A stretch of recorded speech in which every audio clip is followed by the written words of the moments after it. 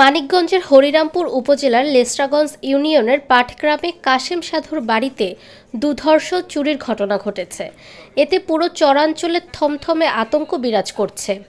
ভুক্তভোগী পরিবার জানায়, গত সপ্তাহে তারা ঢাকায় বেড়াতে গেলে সুযোগ বুঝে চোরের দল জানালা কেটে ঘরে প্রবেশ করে।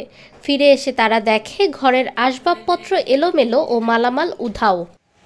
কুয়েত প্রবাসী মিজানের স্ত্রী বৃষ্টি বেগম জানায়, নগদ 4,35,000 টাকা, স্বর্ণ 8 ভরি, রূপা 14 ভরি এবং দরবারের দানবাক্সের টাকাসহ প্রায় 25 লাখ টাকার মালামাল চুরি হয়েছে।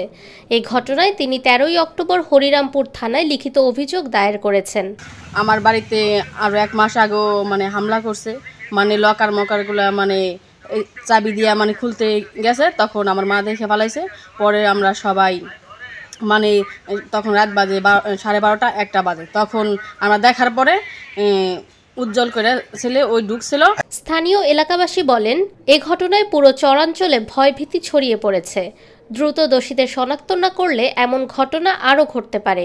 1.5 মাস আগে তার ঘরে একবার হাত দিছিল, পারে নাই, এখন তারা বেড়াইতে গেছে, এখন সুযোগে এই কামটা করে। আমরা দোরপারে এসে দেখি জানলা জুনলা সব ভাঙ্গা বা জানলা দিয়ে সব দেখা যাচ্ছে, সব কিছু ভাঙে ছিঁড়ে নিয়ে চলে গেছে। এই ঘর থেকে শুনলাম যে 8 ভরি স্বর্ণ, 14 ভরি রূপা, এই 4-5 লাখ টাকা।